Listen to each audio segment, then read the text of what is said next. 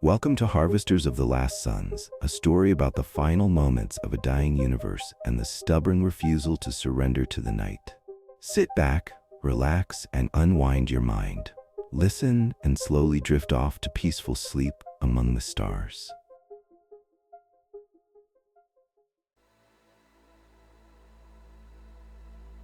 In the distant future, the universe is dying. The stars, once countless and brilliant, have begun to flicker and fade, leaving behind a cosmos of shadows and silence. Entire civilizations have risen and fallen, their voices now reduced to drifting echoes in the dark. Against the backdrop of this slow, inevitable end, a small band of wanderers sails the remnants of the galaxy aboard an ancient vessel, Vigil's End. They are the harvesters of the last suns, keepers of memory, gatherers of the final light. Their mission is simple, yet profound: to harvest the dying energies of the last stars, to preserve the fading dreams of forgotten worlds, and to carry them into a future that may never come. But as they journey toward a mysterious region known as Silent Revolt, a place where even the stars seem to mourn, they will discover that some memories are not silent, and that even in the dying breath of the universe, something ancient still stirs. What they carry is more precious and more dangerous than they could ever have imagined. This is a story of endings, of dreams, of the stubborn, beautiful refusal to surrender to the night. This is the story of the Harvesters of the Last Suns. Chapter 1. The Final Light. In the endless stretch of an aging universe, darkness had become the dominant color. Where once countless stars gleamed like jewels cast upon velvet, now there remained only isolated pinpricks of light, flickering uncertainly against the encroaching void. The galaxies had thinned, their arms grown brittle and faded, their cores cooling into sullen embers. It was an era without a name, an epoch beyond history, when life itself clung to existence in small, stubborn pockets scattered across the infinite cold. Elion stood at the viewport of the starship Vigil's End, watching a lone sun tremble on the distant horizon. Its golden light shimmered weakly, distorted by the thin haze of cosmic dust that drifted between worlds. This was one of the last suns, as they were called in the whispered tales of surviving civilizations. Ancient, faltering giants whose final embers still held enough energy to sustain life, if only for a little while longer. The ship hummed around him, a low, constant murmur like a heartbeat grown weary with age. Vigil's End was among the last of the true harvester ships, built in a time when the universe still offered up its riches with a kind of grim generosity. Now, even these grand vessels had become relics, wandering tombs in a dying cosmos. "Approach trajectory confirmed," said a soft voice behind him. Elion turned to see Mara, the ship's navigator and his oldest companion on these long voyages. Her face was lined with the subtle etchings of countless years spent under starlight, but her eyes still held the fierce clarity of purpose that had brought them both to this moment. "Another one," she said, her voice barely more than a whisper. "Another sun to bleed." Elion nodded but said nothing. Words felt heavy these days, as if even the act of speaking drained the limited reserves of hope that still remained. He turned back to the viewport, tracing the stars' trembling light with his gaze. Once they had believed in renewal. The energy harvested from dying suns was meant to buy time. Time for humanity and its kin to find a way forward, to ignite new stars, to rebuild the glories of a younger cosmos. But as centuries turned into millennia, and millennia into unknowable spans, it became clear that there would be no rebirth. There would only be survival, and even that on increasingly desperate terms. Elion's mind drifted back to his youth, to stories told in the warm halls of the sanctuary worlds. Tales of the harvesters as noble adventurers, heroes who defied the night to save the future. He could still remember the murals painted on the domed ceilings, vibrant scenes of lush planets under twin suns, bustling cities illuminated by the light of newly kindled stars. Those dreams seemed impossibly distant now, like half-remembered myths from another lifetime. The sanctuary worlds themselves had become ghostly echoes. Many had succumbed to the inevitable collapse, their artificial suns guttering out as supplies dwindled and hope eroded. The few that remained clung to existence with desperate tenacity, dependent on the dwindling lifelines the harvesters could provide. "Final checks complete," Mara said quietly. "We're ready when you are." He nodded again, more to himself than to her, and turned away from the viewport. As he walked toward the control console, his footsteps echoed softly in the vast, empty chamber. The ship's command deck had once been bustling with life. Engineers, scientists, navigators, all coordinating the delicate ballet of solar extraction. Now only a skeleton crew remained, their numbers dwindling with each mission, each perilous journey into the ever-deepening dark. The floor beneath him vibrated subtly, a reminder of the great engines slumbering deep within the ship's core, waiting to awaken for yet another harvest. The walls bore the faded insignias of 100 successful missions, badges of honor that now felt more like eulogies than triumphs. "Patch me through to the core," he said. Mara tapped a sequence on the console, and the holographic interface flared to life before him. The ship's central AI, a consciousness known simply as Warden, manifested as a shifting sphere of pale light. "Commander Elion," Warden intoned in its calm, emotionless voice, "solar siphon systems are operational, ready to engage on your command."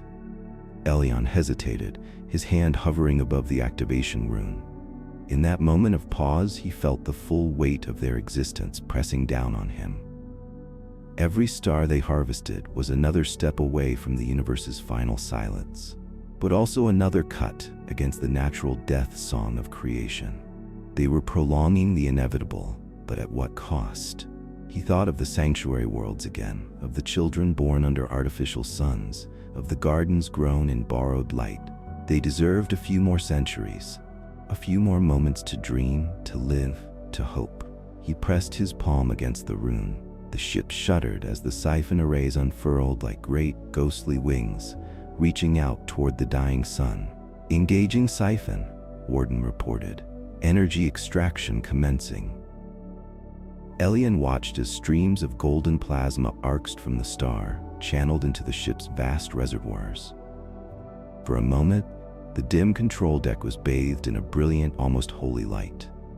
It was beautiful and profoundly sad. As the siphon worked, Elion felt Mara step beside him. She said nothing, simply standing there, a silent witness to the birth of another borrowed dawn. He closed his eyes for a moment, feeling the warmth of the dying sun against his skin through the viewport's shielded glass. There was a kind of reverence in it, a silent farewell between a mortal and a celestial titan whose life had burned longer than all of human history combined. In the distance, the star began to shrink, its once mighty radiance collapsing inward. Tendrils of vaporous light coiled and twisted, like the final breath of a great being relinquishing its place in the cosmos. Soon it would be nothing more than a faint ember, a ghostly cinder drifting through an indifferent night. "One more light dimmed," Mara said softly. "One more day bought," Elion replied. And deep within the bowels of Vigil's End, in the heart of the ship's ancient memory cores, the recorded echoes of 100 lost worlds stirred faintly, like dreams trying to remember themselves. They were harvesters of the last suns, and their journey had only just begun. Chapter 2. The Harvester's Oath. The heart of Vigil's End lay deep within its ancient hull, a place few outside the harvesters had ever seen. Known as the Sanctum, it was a chamber preserved from a time when hope had not yet withered, a place where the last oaths were sworn and the final fires remembered. Elion moved slowly through the narrow corridor, each step echoing off walls paneled with dark, weathered alloy. Above him, Faint strands of bioluminescent wiring traced ancient constellations long since forgotten by the wider universe. Their light barely pierced the thick silence that gripped this part of the ship. When he entered the sanctum, a familiar chill embraced him. The chamber was circular, its domed ceiling curving high overhead like a hollowed-out star. At its center stood the Oath Stone, a crystalline shard encasing the last living ember of a sun harvested thousands of years ago. Its soft golden glow pulsed in the dimness, casting elongated shadows across the faces of the gathered crew. Mara was already there, standing beside the relic with the ceremonial staff resting lightly against her shoulder. Her presence was as steady as the heartbeat of the ship, a constant reminder that even as galaxies died and stars collapsed into oblivion, some loyalties endured. Around them, the remaining crew members, only 14 now, formed a wide ring, each holding a relic of their own, shattered fragments of homeworlds, rusted insignias from ancient missions, and strands of woven light harvested from the cores of dying suns. Their faces were solemn, worn thin by time and countless journeys into the dark. As Elion stepped forward, Warden's voice filled the chamber, softer and more reverent than anywhere else aboard the vessel. "Harvesters of the last suns, stewards of borrowed light," the AI intoned. "Gather now before the ember that binds you. Speak the words that have carried your ancestors through the fading ages." Elion knelt before the Oathstone, feeling its faint warmth seep into his bones. The others knelt with him, a slow ripple of movement that stirred the dusty air. He closed his eyes, drawing in a breath that tasted of iron and ancient sorrow. When he spoke, his voice was low but unwavering. "We are the stewards of the final fire. We are the wardens of borrowed dawns. We walk the twilight paths to hold back the night. We harvest the dying sun so life may endure. In light we remember. In darkness we endure. This we swear until the last star falls." The words fell into the sanctum like stones into a still pond, rippling through every fiber of the ship, through every memory etched into its walls. Though they had spoken them countless times before, tonight the oath carried a different weight. Tonight, it was not a tradition. It was a farewell. Elion rose slowly, feeling the age of the universe press down upon his shoulders.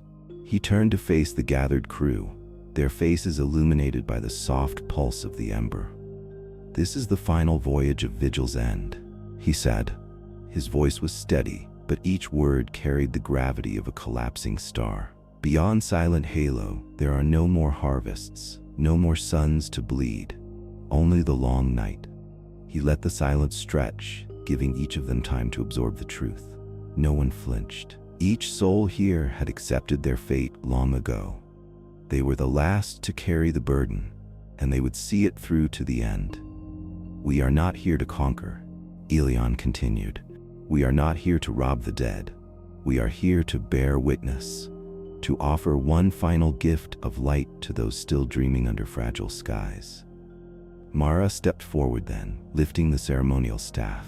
The staff itself was ancient, carved from the bones of a world long gone, its surface etched with the names of every crew who had come before.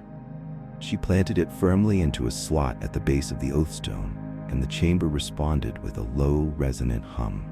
Around the perimeter, the old constellations flickered to life, their faint glows forming a cocoon of stars around them. Warden spoke again, the AI's voice almost tender. "Trajectory to Silent Halo calculated. Departure readiness at 98%.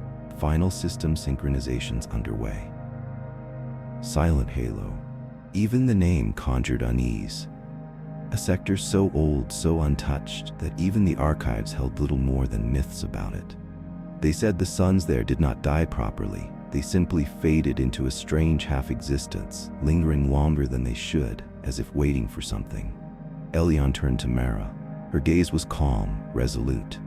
"Still time to change your mind," she said softly, a faint smile ghosting her lips. He chuckled, a dry sound in the silent chamber. "And miss the grand finale? Never." Mara's smile faded into something more serious. You believe there's something waiting for us there, don't you? Something different. Elion hesitated, feeling the weight of intuition pressing against his chest. Maybe, he admitted, or maybe it's just another graveyard. Either way, we'll see it together. Mara nodded, and for a moment, nothing more needed to be said.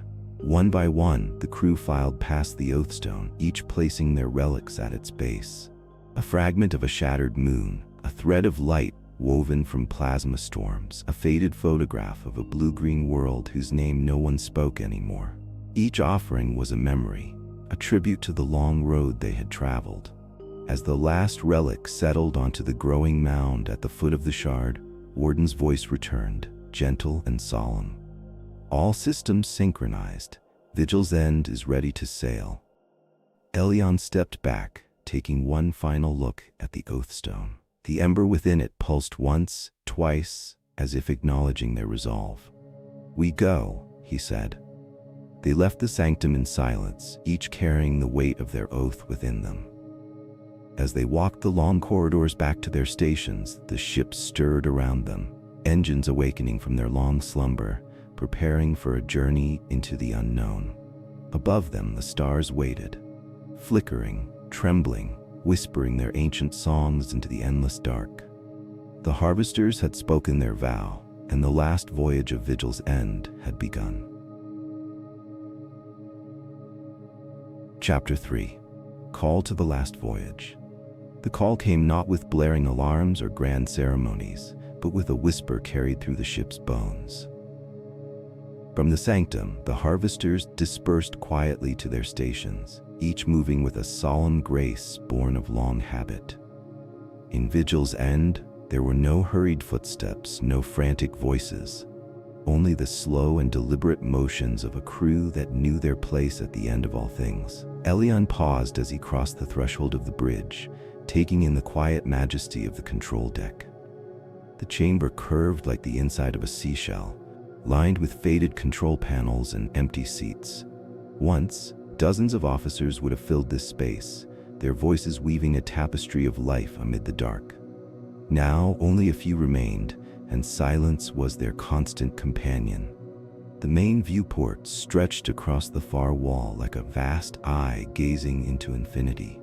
Through it, Elion could see the skeletal remnants of a dying galaxy, thin tendrils of stardust looping in the void, the faint glow of distant, weakened suns barely illuminating the endless dark.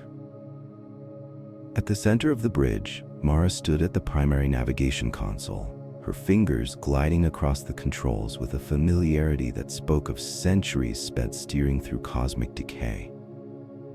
To her right, Warden's holographic form shimmered into existence, a sphere of pale light orbiting lazily above its cradle. "All systems prepared," Warden intoned. "Silent Halo sector coordinates locked. Estimated transit duration 47 standard cycles." Mara glanced up from her console. 47 cycles, she murmured. "Nearly 2 full months in the black." Elion nodded, stepping forward. "We've sailed longer seas, but never one so quiet," Mara said, her voice dropping lower. "Never one so final." Her words lingered between them, settling into the recycled air like a thin layer of dust. They all knew the truth. Silent Halo was more than a destination. It was an ending, a place where even the stars had grown weary of burning. "Helm, set the course," Elion ordered gently. The ship rumbled beneath their feet as ancient engines awoke from slumber, thrumming a low, resonant hymn through the deck plates. Thrusters pivoted, aligning Vigil's end with the coordinates that had been whispered about for generations, but never touched. On the far side of the viewport, the stars shifted slightly, reorienting themselves around a fixed, invisible point. For a moment, the crew stood in reverent silence, watching as their path materialized, a ghost trail leading deep into the uncharted dark. The call had come. There was no turning back now. The journey itself began almost imperceptibly, a slow glide through thinning galactic arms, past the crumbling remains of solar systems abandoned by time. The engines were designed not for speed, but for endurance, pulling Vigil's end steadily across the empty reaches without haste. Days passed aboard the ship in a kind of suspended animation. Routine held them together. System checks, maintenance cycles, quiet conversations held over recycled meals. Without the distractions of a living universe, the crew turned inward, each tending to their own private reflections. Elion spent long hours walking the silent corridors, his steps echoing in spaces once filled with life. He visited the memory galleries, rows of crystalline archives preserving the sights and sounds of lost worlds, oceans that no longer lapped against shores, skies that no longer bore the songs of living creatures, cities that had long since crumbled into dust. He lingered before one archive longer than the others, a recording of old Earth, humanity's birthplace. The footage was grainy, aged beyond repair, but the outlines of a sunrise over blue waters remained. He could almost hear the cry of unseen birds, the soft rush of waves against the sand. How far they had drifted from that beginning. He wondered, not for the first time, whether humanity had ever truly belonged to the stars, or whether they had simply been stubborn passengers clinging to a vessel that had long since outgrown them. On the bridge, Mara maintained a quiet vigil. She charted their slow crawl toward Silent Halo with meticulous care, though there were few obstacles left in this dying sector of the universe. Mostly, she watched for anomalies, stray gravitational eddies, pockets of rogue plasma, the unpredictable collapses of old stars into blackened corpses. But it was not the physical dangers that concerned her. It was the silence. Space had always been silent, in a way.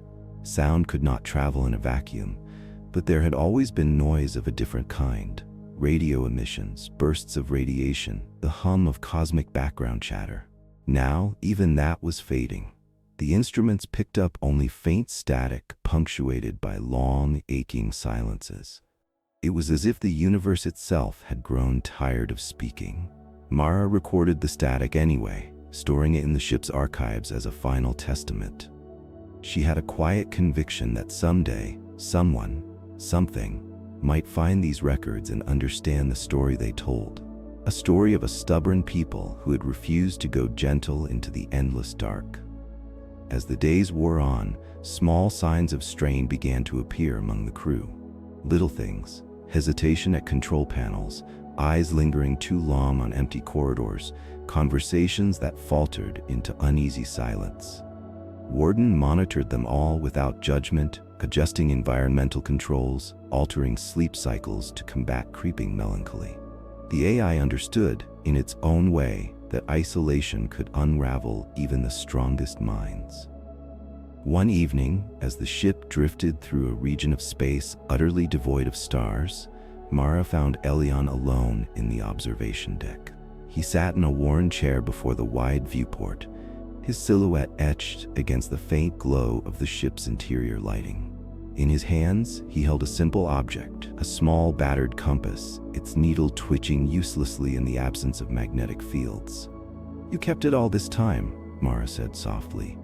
Elion glanced up, offering a faint smile. A relic from another world, another life. He turned the compass slowly between his fingers. "Back then, it pointed somewhere, told you where you were going. And now?" she asked. He closed his hand around it. "Now it reminds me that even when the needle spins aimlessly, you can still choose your own path." Mara said nothing. There was nothing to say. She simply sat beside him, and together they watched the eternal night stretch out before them. At last, as the 47th cycle drew near its close, Warden's voice stirred them from their reverie. Silent Halo sector perimeter reached, initiating deceleration sequence. Elion rose slowly, the compass still clutched in his hand. The viewport began to change. A faint glimmer appeared at the very edge of vision. Not a star, not exactly. More like a smear of reluctant light clinging to existence. Silent Halo. Even from this distance, it felt different. The stars within it did not burn with the clean fire of youth. They hung in the void like wounded things, their light trembling, uncertain, stretched thin across impossible distances. Elion felt a slow shiver crawl down his spine. This was it, the place where endings awaited. And somewhere beyond that veil of failing light, the final choice they had sworn to make would soon find them. Chapter 4. A ship woven of memory. Vigil's end was not merely a ship. It was a living archive, a drifting cathedral of forgotten worlds. Elion stood before one of its countless memory alcoves, watching as holographic threads wove themselves into shifting tapestries of light. Each thread, each shimmer, represented a life once lived, a world once vibrant, now reduced to memory stored in the ship's vast, ancient databanks. The chamber around him pulsed faintly, responding to his presence. Here, the walls themselves were alive with remembrance, murals of stars long extinguished, rivers that no longer carved valleys, and voices of peoples whose names had faded into cosmic silence. He reached out with a gloved hand, and the nearest thread responded, unraveling into an image. A crystalline city suspended in the clouds of a gas giant, its spires reaching out toward a sun now long dead. The image flickered, shimmering between solidity and ghostliness, a fragile echo of a civilization that had once dared to dream among the stars. Mara's footsteps approached, soft against the metal grating. "Still chasing ghosts?" she asked gently. Elion didn't turn.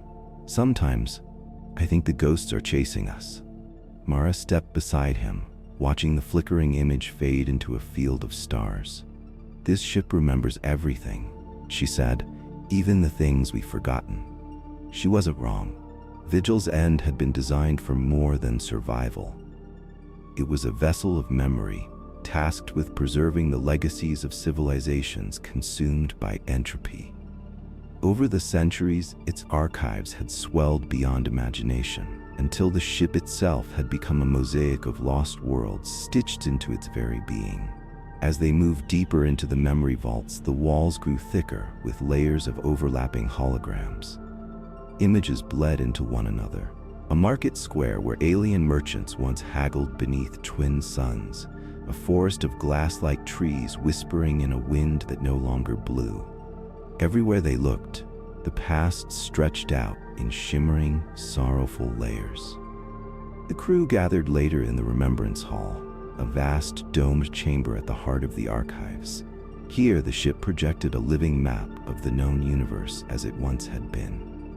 Glowing filaments for galactic arms, tiny points of light for thriving civilizations.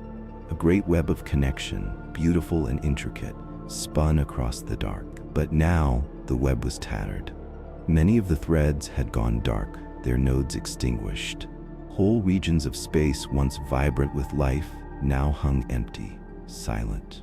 Mara circled the map slowly, her fingers brushing along the darkened threads. "How much have we lost?" she whispered. Warden's voice answered, gentle and measured. "Approximately 98% of recorded civilizations have collapsed or ceased detectable activity. Of those remaining, only a handful retain the capacity for interstellar communication. The majority exist in isolated, declining refuges." The figures were not new, and yet hearing them spoken aloud in the dim light of the Remembrance Hall gave them a fresh gravity, a weight that settled into the bones. Elion stepped closer to the central projection, where a faint cluster still pulsed weakly. Silent Halo, a pocket of reluctant light in a sea of darkness. Silent Halo remains largely unmapped, Warden continued. Existing records are fragmentary. Observations suggest anomalous stellar behavior inconsistent with standard models of star death. Data is insufficient to determine cause. Mara crossed her arms. Or consequence. Elion nodded slowly. "Which is why we were sent, or rather why they had chosen to come. No one had ordered them. There were no more grand councils, no more high commands issuing decrees. The harvesters acted because there was no one left who could. Duty. Memory. Perhaps guilt. He wasn't sure anymore." Later, in his private quarters, Elion activated his personal archive, a small, more intimate collection of memories gathered from the worlds they had visited. The room filled with soft light as hundreds of tiny holograms floated into the air. A child laughing beneath a crimson sky, a musician playing an instrument made of living vines, a mother cradling her newborn as two moons rose over a silver sea. Small moments, fragile, beautiful, irreplaceable. He moved among them slowly, letting the images wash over him. It would be easy to think of the universe as cold and indifferent, a place where life flared briefly and then was snuffed out without meaning. But here, in the collected memories of lost peoples, Elion found something different. Persistence. A stubborn refusal to surrender entirely to the void. Every laugh, every song, every whispered promise had mattered. Even if no one remembered them now, even if their worlds had crumbled to dust, they had existed. And that was enough. As Vigil's end drifted ever closer to Silent Halo, the memory fields grew more restless. In the lower decks, the crew reported strange phenomena. Overlapping memories that shimmered in the corridors, half-heard voices whispering through the ship's ventilation systems, flickers of movement where no living soul walked. Some said it was the ship reacting to the proximity of Silent Halo, as if the memory cores were sensing something ahead, something they could not yet understand. Others whispered of old superstitions. That memory, once thick enough, could become its own form of life. That too much remembrance could summon things better left forgotten. Elion, pragmatic as ever, dismissed the rumors outwardly. But inwardly, he wondered. There were places where memory and reality blurred. Places where the past pressed so closely against the present that the fabric of time itself frayed at the edges. Silent Halo might be one of those places. One night, as Elion walked the ship's ancient observation corridor, he paused before a particularly large memory weave. It depicted a garden, lush and impossibly green, with towering trees whose leaves shimmered like liquid silver.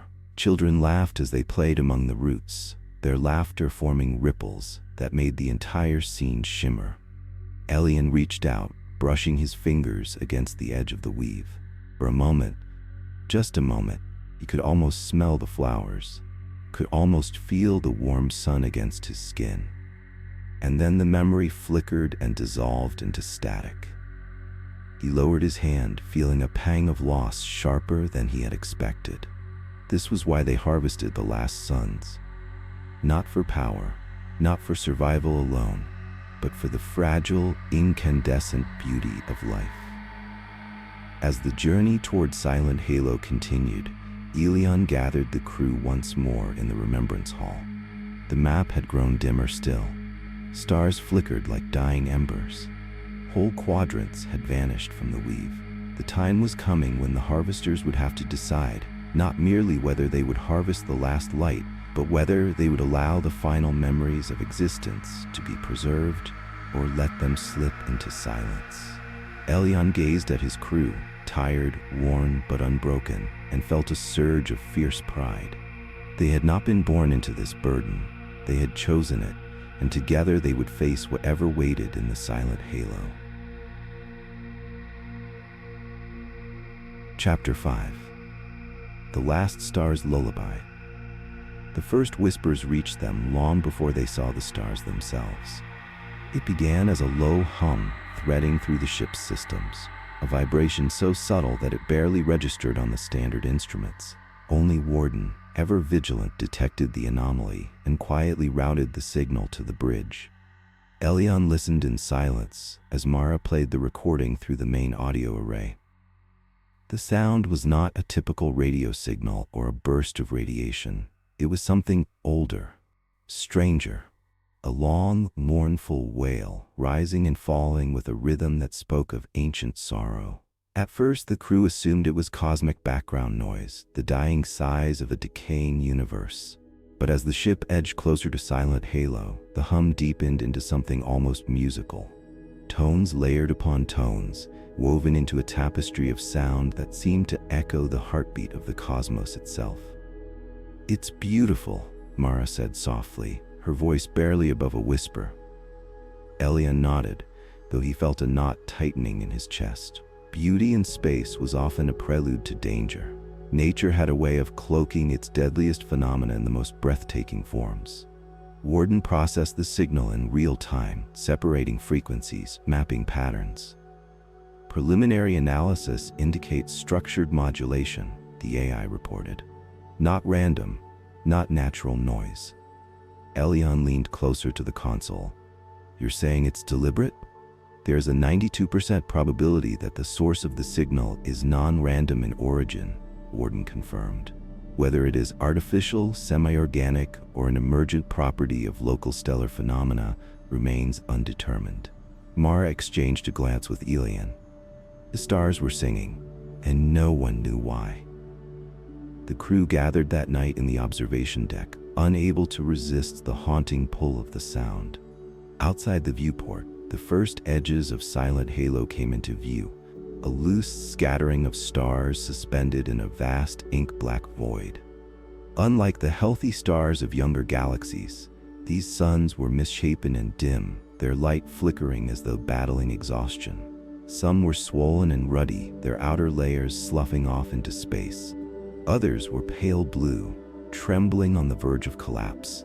A few shimmered in colors Elion could not even name, ultraviolet bruises smeared against the void. And through it all, the lullaby persisted, slow, mournful, hypnotic. The crew sat in silence, some with their eyes closed, some watching the stars with expressions of wonder or dread. Elion stood with his hands clasped behind his back, his gaze locked on a particularly large star at the center of the cluster. It pulsed faintly, like a dying ember struggling to draw breath. As he watched, he thought he could feel the song vibrating in his very bones. Days passed, and the song deepened. Each star seemed to carry a unique thread of the melody, their individual emissions weaving together into a complex, ever-changing symphony. At times, it was almost joyful, a lilting dance of frequencies spiraling upward. At others, it sank into mournful dirges that made the ship's walls tremble with sorrow. Mara attempted to trace the source patterns, mapping the harmonics to stellar positions. What if they're communicating? She mused aloud one evening as she hovered over her navigation console. Not just singing, sending messages to each other, or to something else. Elion leaned over her shoulder, studying the shifting maps of light and sound. If they are, he said quietly, what are they saying? Mara shook her head. We don't have the framework to understand it. It's like trying to translate the dreams of dying gods. Elion found the image disturbingly fitting.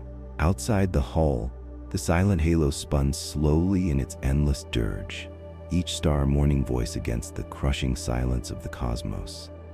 The phenomena were not limited to sound alone.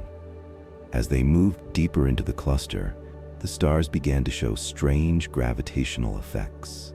Subtle ripples that passed through space-time like the echoes of distant footsteps.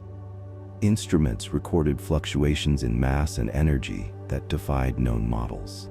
Some stars seemed to bleed fragments of themselves into the void, their matter dissolving into motes of luminescence that drifted between systems like lost souls. And the ship itself changed. Warden began reporting minor anomalies in the memory cores. Fragments of forgotten worlds flickered unbidden across monitors. Voices whispered from empty corridors, speaking in languages no human had ever known. Elion convened a council of the senior crew. We need to decide how deep we go, he said, looking around the table. Faces looked back at him, weary, wary, but determined. There's no record of these phenomena elsewhere, Mara said. No opportunity like this will ever come again. But the deeper we go, countered Soren, the ship's engineer, the harder it will be to get out if something goes wrong. They debated late into the ship's artificial night. In the end, it was the song that decided for them. It happened during a routine systems check. A new tone threaded into the symphony, not a harmony this time, but a distinct signal, sharp and clear amidst the droning lullaby. A beacon, coordinates, an invitation. The ship detected it almost immediately, projecting the location onto the navigation grid, a point near the heart of Silent Halo, where the oldest, largest star still clung to existence. Mara stared at the blinking marker. "They're calling us," she whispered. Elion's mouth was dry. He forced his voice steady. "Plot a course." No one objected. In the observation deck, the crew watched as the stars of Silent Halo shifted around them, drawing them inexorably toward the source of the song. Each pulse of light seemed slower now, each note heavier, as if the stars themselves were reaching the ends of their strength, singing their last before succumbing to the endless dark. The Vigil's end glided through the cosmic graveyard, her ancient engines humming in sympathy with the dying universe around her. Elion felt the weight of the moment settle over him like a shroud. They were no longer just travelers or even harvesters. They were witnesses to the final dreams of the stars, and somewhere ahead, the dream awaited them. Chapter 6: The First Harvest. The target star loomed ahead, vast and trembling, suspended in the velvet sea of Silent Halo. It was no ordinary sun. Unlike the stars Elion had seen across countless missions, this one pulsed irregularly, as if breathing with great difficulty. Its surface was a tapestry of scars, dark fissures and glowing tears where plasma bled slowly into the void. Its color shifted subtly with each pulse, hues bleeding from crimson to violet, as though caught in a perpetual state of dying and rebirth. "This is it," Mara said quietly from her station. Her voice carried a reverence usually reserved for sacred places. Elion stood at the center of the bridge, hands clasped behind his back, studying the swirling data streams projected above the console. Radiation levels fluctuated wildly. Gravitational fields were distorted. Time dilation effects, normally negligible outside black holes, registered faint but measurable along the star's equatorial belt. In other words, nothing about this harvest would be ordinary. "Is the siphon array ready?" he asked. "Aye, Commander," Warden responded. "Primary arms deployed, reservoirs standing by, energy fields stabilized within acceptable parameters." Elion gave a small nod. "Begin alignment." The ship's great siphon arms unfurled like spectral wings, reaching toward the wounded star. Energy lattices flickered into place, as they weaving complex nets of gravitational and electromagnetic fields designed to gently pull plasma from the star's corona into containment reservoirs. Normally, the process was mechanical, almost clinical. A careful drawing of life from dying suns, precise and measured. Today, however, Elion felt none of that certainty. The ship creaked faintly as it locked into position. From the observation deck, the crew could see the siphon beams extending outward, shimmering threads of pale blue light reaching toward the tortured sun. Slowly, plasma began to stream along the conduits, captured by invisible fingers of force. The containment fields held, just barely, flickering and pulsing in strange, uneven rhythms. Mara monitored the flow rates, her brow furrowed. "Something's wrong," she said after a moment. "The plasma, it's resisting." Elion leaned over her console. On the displays, he could see it too. The plasma moved not in smooth, obedient streams, but in fits and starts, twisting, coiling, almost fighting against the siphoning fields. "It's as if the star itself is alive," Mara whispered. Elion said nothing. He could feel it too, a strange tension vibrating through the ship's hull, as if the vessel had become a taut string plucked by unseen fingers. Warden chimed in, analytical as always. "Unusual plasma behavior detected. Probability of quantum entanglement anomalies high. Caution advised." Elion tapped the console, magnifying the energy patterns. Within the plasma streams, he saw fleeting structures, patterns that did not belong to the chaotic dance of solar material. For a heartbeat, he could have sworn he saw a lattice, a shape, almost a symbol, and then it was gone. He made the decision quickly.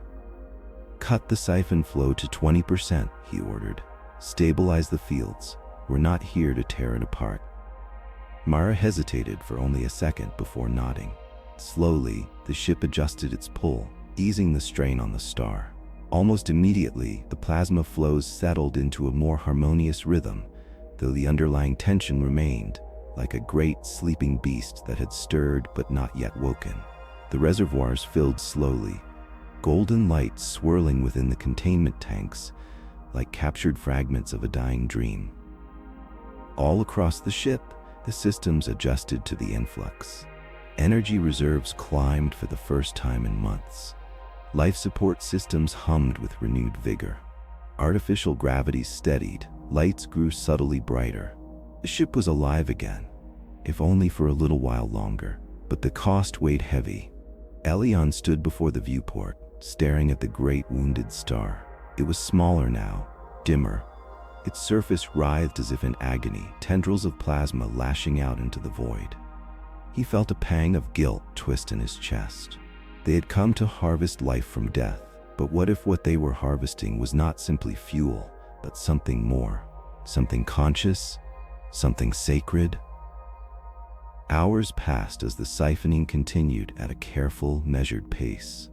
The crew moved through their duties in a hush, as if afraid that raising their voices might provoke the star's ire. Warden continued to monitor anomalies, reporting a steady rise in electromagnetic disturbances localized around the ship. Readings fluctuated beyond established models, with strange harmonics threading through the data. Mara, always intuitive, voiced what many of them were thinking. "It's singing," she said, her voice barely audible. "The star, it's singing back to us." Elion strained to listen. Beyond the ship's mechanical hum, beyond the steady pulse of instruments, he thought he could hear it, a low, resonant tone vibrating in the marrow of his bones. Not a song of anger, not a song of hatred, a song of sorrow. He closed his eyes, letting the sound wash over him.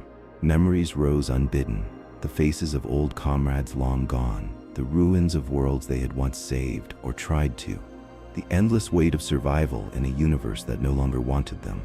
Tears stung his eyes. When he opened them again, the star pulsed once more, a slow, labored heartbeat of light.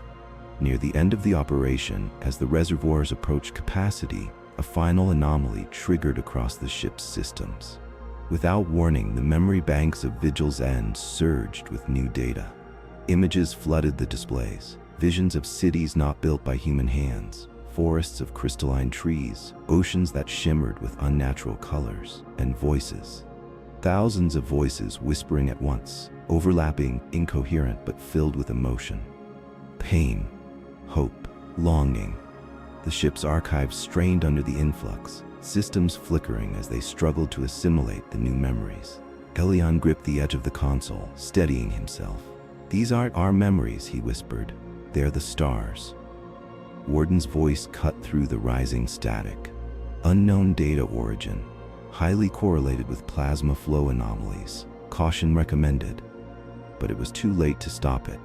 The star had given them a gift, or a warning. Perhaps both.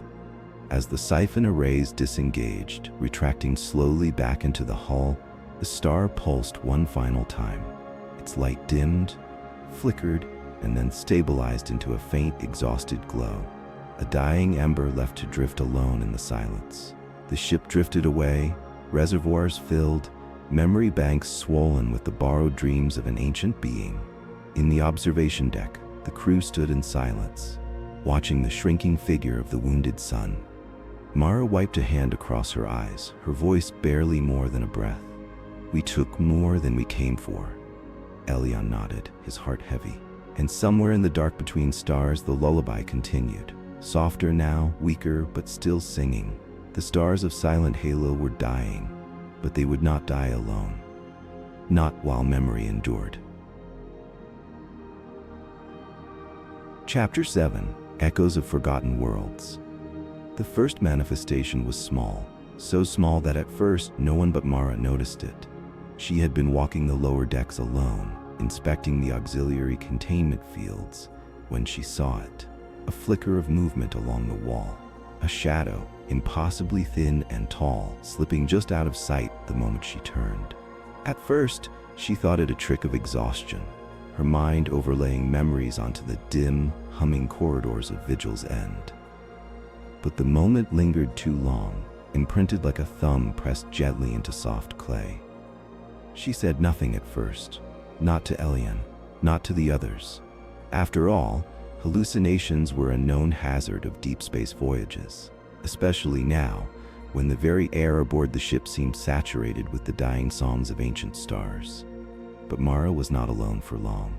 The next day, 2 of the engineering crew reported strange fluctuations near the memory galleries. Screens that had been blank for decades flickered to life, displaying scenes no one could recognize, towering cities carved from iridescent stone, vast plains of grass that shimmered like molten silver under alien suns.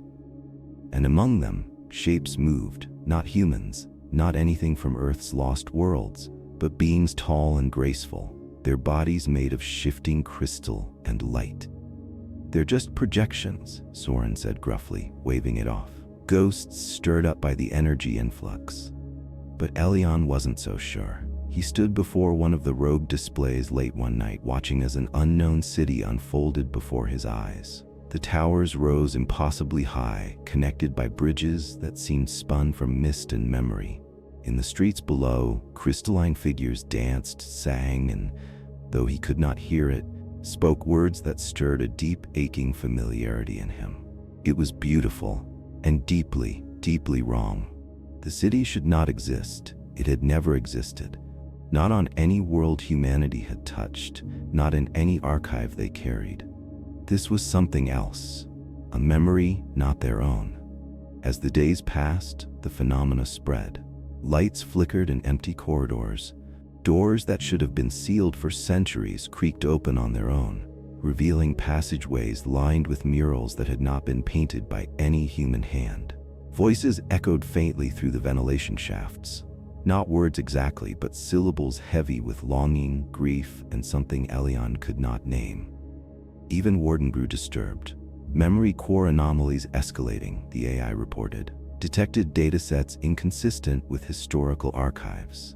Probability of external data injection, 98%.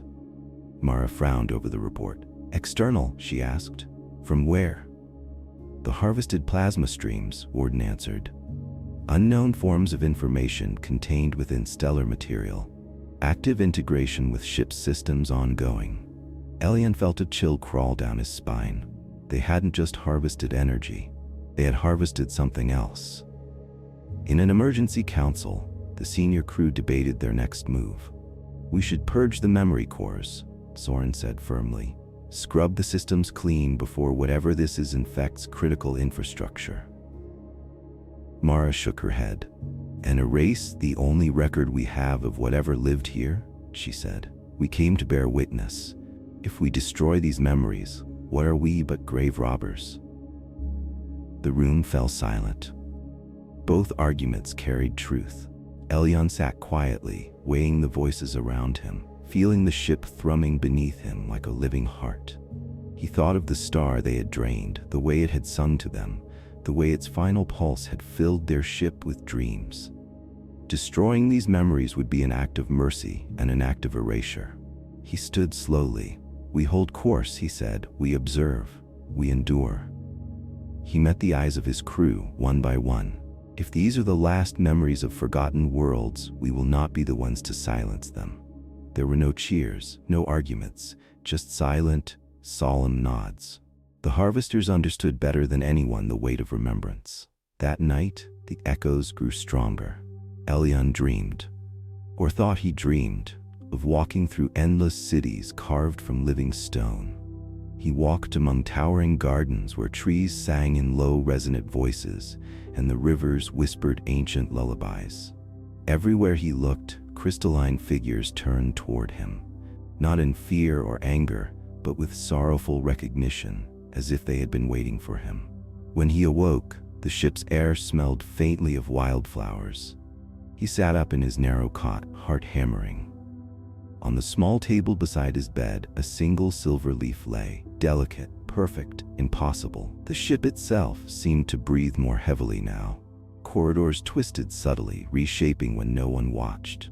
The remembrance hall expanded outward, new chambers blooming like organic growths, filled with memories no human had ever recorded. And always the music, soft, sorrowful, growing more complex. A lullaby sung not just by the stars anymore, but by the ship itself. The boundaries between real and remembered were blurring.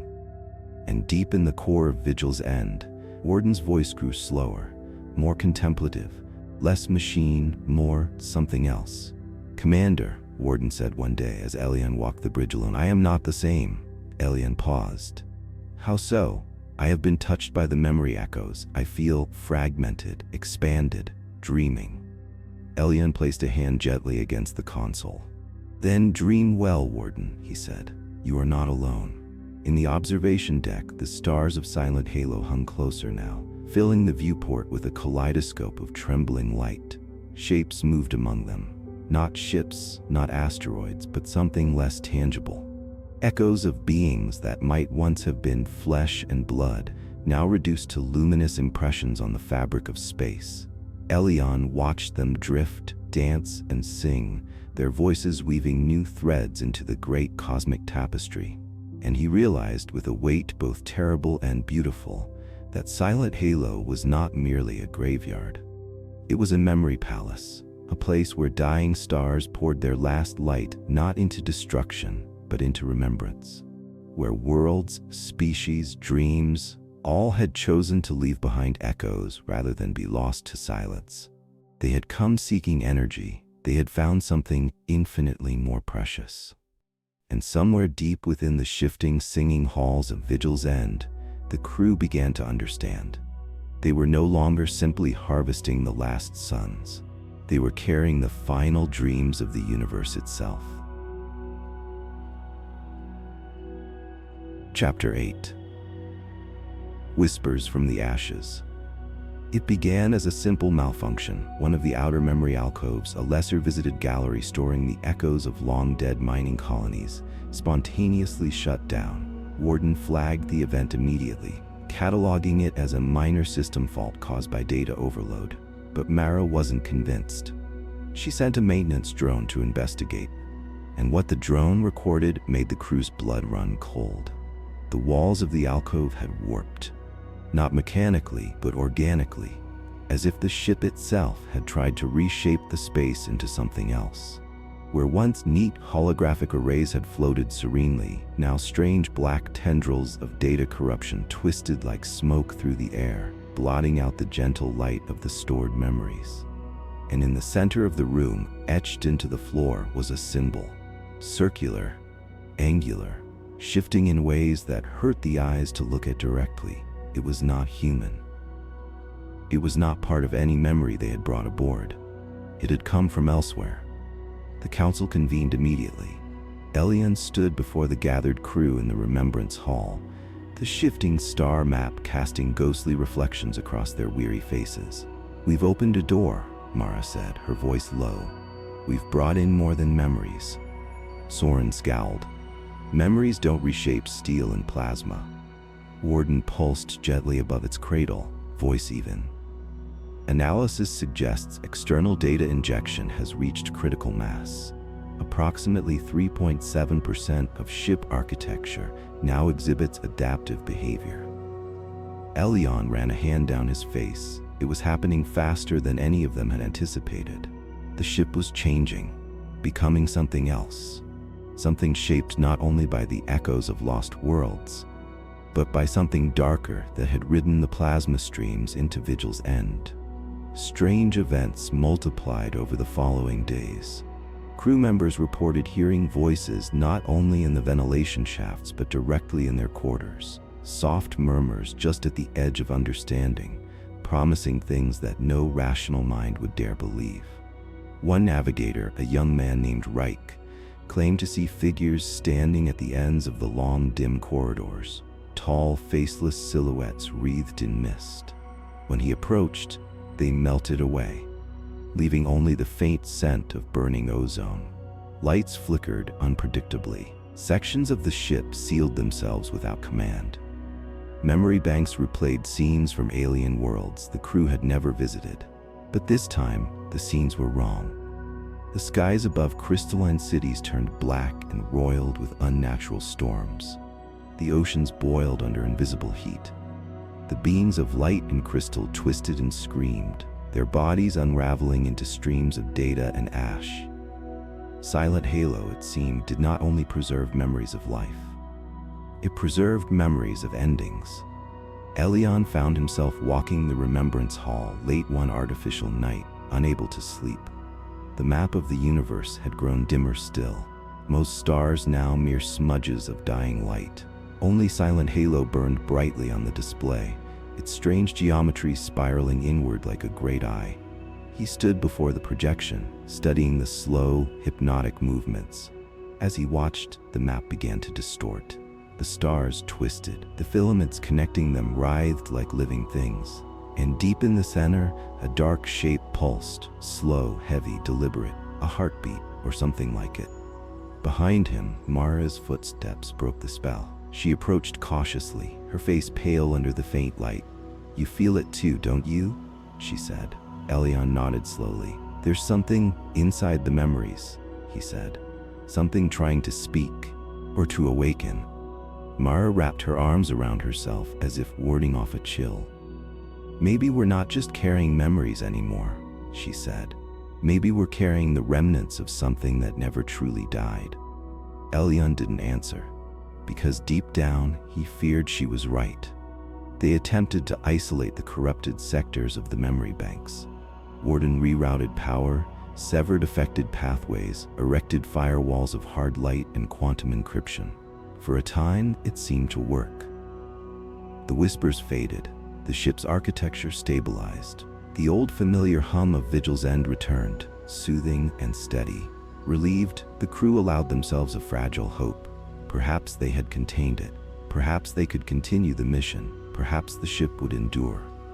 Then came the dreams. Each crew member experienced them, vivid, unavoidable, searing themselves into waking thought. Dreams of vast black oceans under blood-red skies. Dreams of towers that reached upward, not to touch the stars, but to pierce them. Dreams of beings made of ash and sorrow, reaching out with hands that dissolved into dust. Dreams of a presence waiting in the heart of Silent Halo. Ancient, patient, bound not by time or flesh but by memory itself. It called to them with voices made of longing and loss, not demanding, not threatening, inviting. Elion kept the worst of it to himself. He dreamed not only of the ash fields and the broken stars, he dreamed of standing in the Remembrance Hall alone as the map collapsed around him. He dreamed of walking endless halls where the faces of his crew stared blankly from the walls, their features distorted into expressions of infinite sadness. He dreamed of the star at the center of Silent Halo opening like an eye that saw through him into every choice, every regret, every failure he had ever carried. And he woke each time with tears streaming down his face, a name on his lips that he could never quite remember. By the 7th day, Mara came to him with a grim report. "Secondary memory cores breached," she said. "Corruption spreading. Warden is fighting it, but it's like trying to hold back the tide." Elion stared at her, feeling the immense weight of it all settling on his shoulders. They had come to harvest the last light. Instead, they had become the bearers of something vast and forgotten, something that remembered its own end and refused to sleep quietly. Silent Halo was not simply the grave of old suns. It was a vault, a tomb, and the tomb was stirring. In the command chamber, Elion convened the remaining senior officers. He looked into their tired, haunted faces and spoke the truth none of them wanted to hear. "We are not just witnesses anymore," he said. "We are participants." He paused, feeling the ship tremble faintly around him, not from engines or impact, but from something deeper, something woven into the walls, into the circuits, into the very fabric of Vigil's end. "The echoes we carry, they are no longer passive," Elion continued.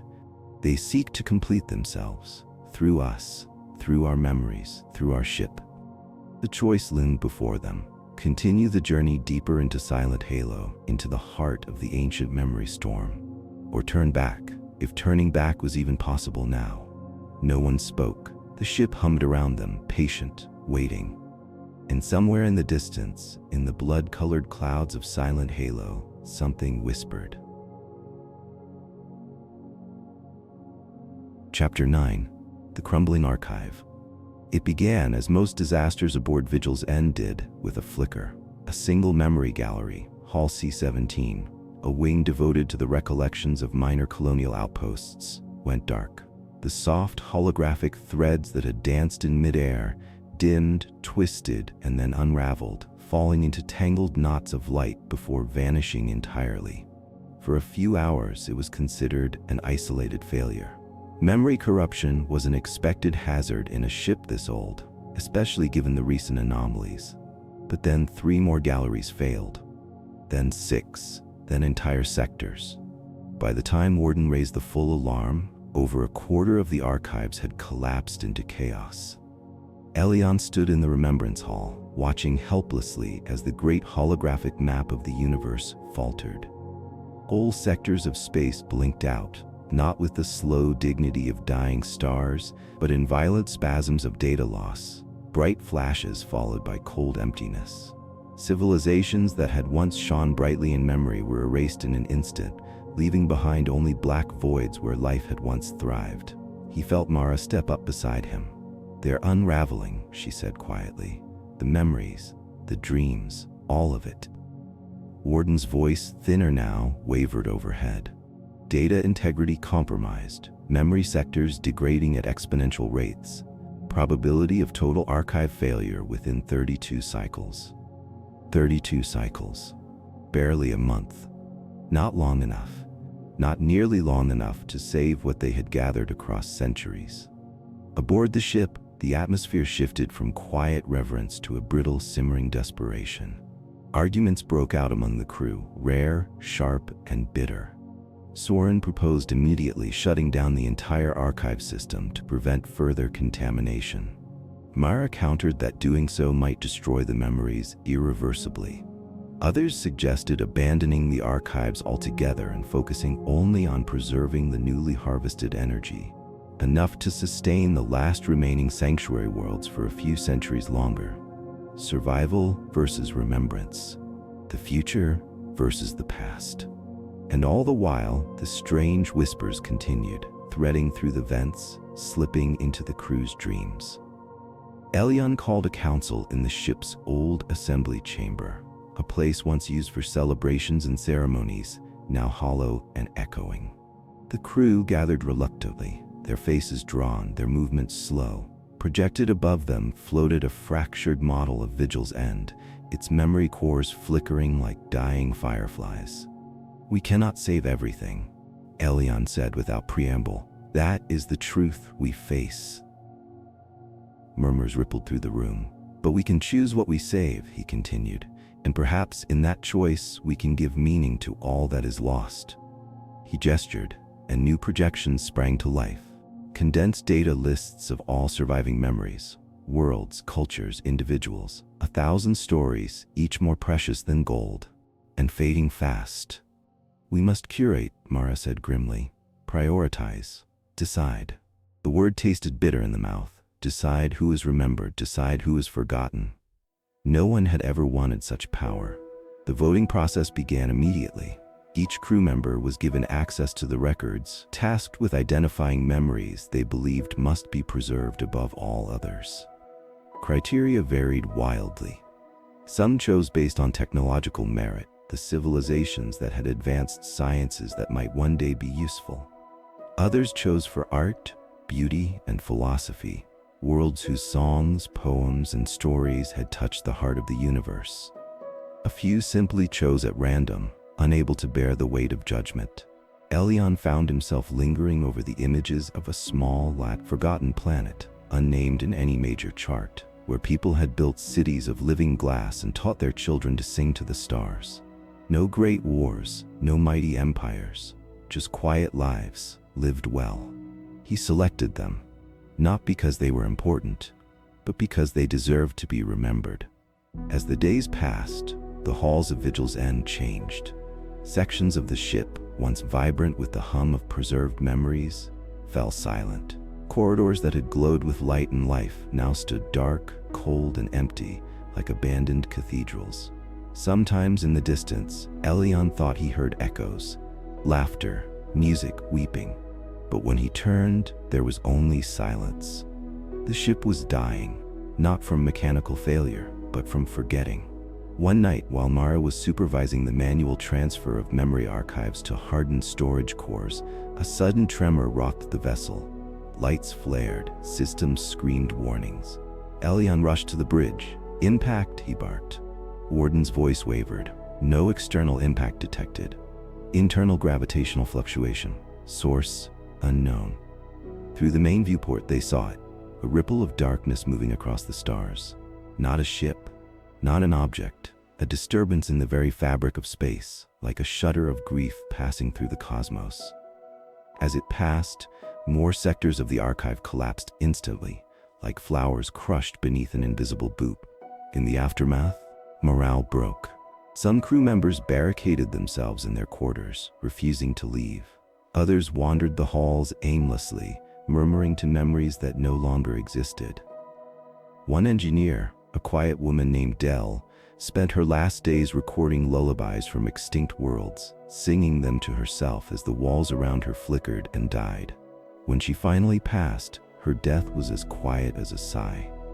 Her lullabies were added to the core archives. They would not be forgotten. In the final council before the ship reached the heart of Silent Halo, Elion addressed the remaining crew. His voice was calm, steady. "This ship was never just about survival," he said. "It was about memory, about giving voice to the dying light." He looked around at the faces illuminated by the last flickering projections. "We cannot save everything, but we can save enough. Enough to light a spark in the next darkness." He placed his hand on the core console, feeling its faint, struggling warmth. "We carry the ashes of 1,000 worlds, and from ashes, sometimes new stars are born." No one spoke. There was no need. They understood. They would carry the memories as far as they could, until there was no more light left to carry. Chapter 10. The Starborn Warning. The message came wrapped in light. One moment the observation deck was filled only with the trembling stars of Silent Halo. The next, the viewport blossomed with a searing burst of color, not harsh, not violent, but radiant in a way that bypassed the senses and went straight into the soul. Elion stumbled back instinctively, shielding his eyes, though no real brightness blinded him. The light was not physical. It was something older, something deeper. It filled the room not with illumination, but with presence. Warden's voice crackled from the bridge speakers, heavy with interference. Unidentified energy signature detected. No known analogs. Shielding systems non-functional. Memory cores reacting. Mara, standing beside Elion, reached instinctively for her sidearm, and then hesitated, realizing how absurd a weapon felt in the face of something so profoundly alien. The light pulsed once, twice, and then it spoke. It was not a voice in any traditional sense. There were no words, no sounds. The crew heard it inside themselves, impressions, emotions, concepts woven into their very thoughts. Not enemies, not intruders, but carriers, bearers of the final spark. Elion staggered to the console, gripping it for support. What are you?" he whispered aloud, though he knew it was unnecessary. The entity, the presence, responded. Images flooded their minds, a sun splitting open like a ripe fruit, spilling not just matter but memory into the void. Worlds sculpted from thought and light. Civilizations seeded not from flesh and blood, but from pure remembrance. "We are the Starborn," the impression said. "We are the dreams of dying stars." The crew stood frozen, each of them experiencing their own vision, their own interpretation of the entity's message. To Soren, it appeared as a towering tree made of crystallized galaxies, each branch whispering forgotten songs. To Mara, it appeared as a child woven from starlight, holding a broken planet in trembling hands. To Elion, it was a flame, small, flickering, but unyielding against the endless dark. The Starborn spoke again. The silent halo is not a grave. It is a womb, a crucible, a place where dying suns surrender their last light to birth something new. Elion felt the words settle into him like seeds into fertile earth. And then came the warning. You have taken what was meant to be reborn. You have severed the threads. You have awakened what sleeps. The images shifted, no longer peaceful, no longer beautiful. Now, storms of memory tearing across dying worlds. Voices twisted into screams, towers collapsing into black seas. A being vast and blind, stirring in the heart of the silent halo.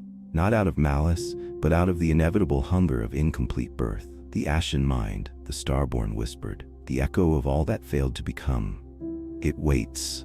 It listens. And now it knows you are here. Mara gasped aloud, clutching her head.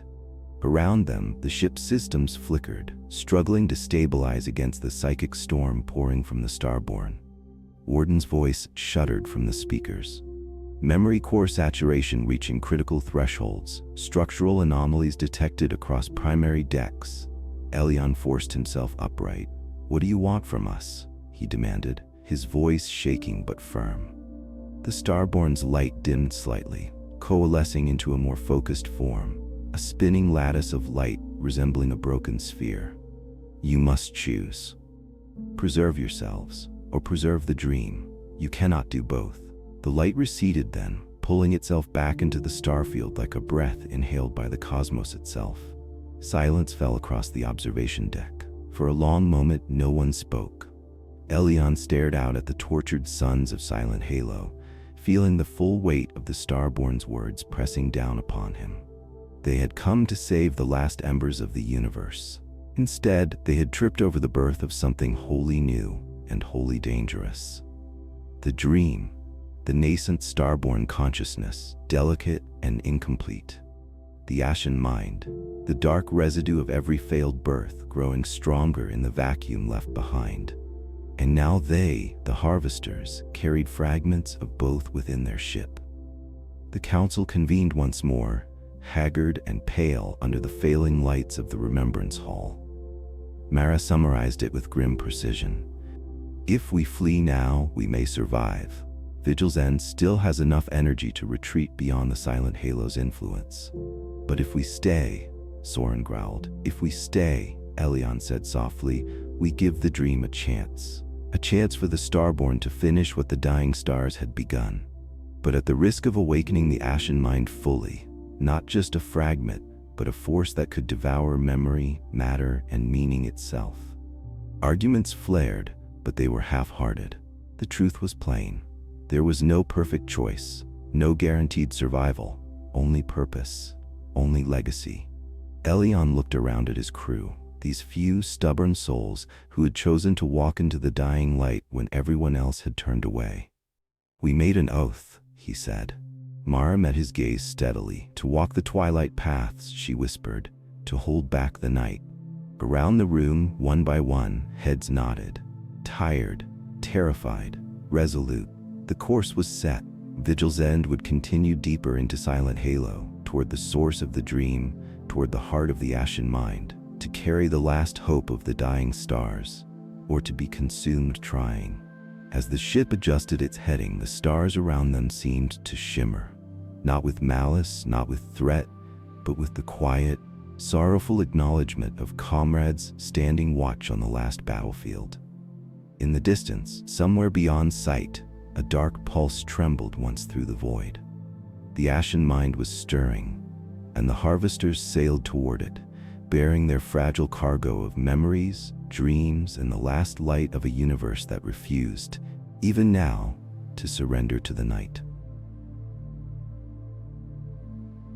Chapter 11. The Silent Revolt. The fractures began as whispers, as they always did. At first, it was nothing more than quiet conversations in the darkened corridors of Vigil's End. Hushed voices trading doubts and fears under the cover of ship's hums and memory echoes. But fear, once seated, grows quickly. The choice laid before the harvesters was simple in its cruelty. Sacrifice themselves for the dream or abandon the memories to preserve their own dwindling futures. It was a choice that demanded clarity, and clarity was the first thing to vanish. Elion sat in the captain's ready room, staring at the hollowed remains of a world he had never visited, displayed above the conference table in a looping holographic projection. A garden planet, its atmosphere shredded by cosmic winds. A city of gleaming towers, shattered and overgrown. A people who had sung to the stars and now lived only as flickers in a dying ship's memory. He turned off the projection with a slow wave of his hand. Across from him sat Soren, arms crossed, jaw set. "We can still turn back," the engineer said bluntly. "We have enough power, enough mass. We can escape the halo before whatever that thing is fully wakes." Elion shook his head slowly. "And leave the dream behind?"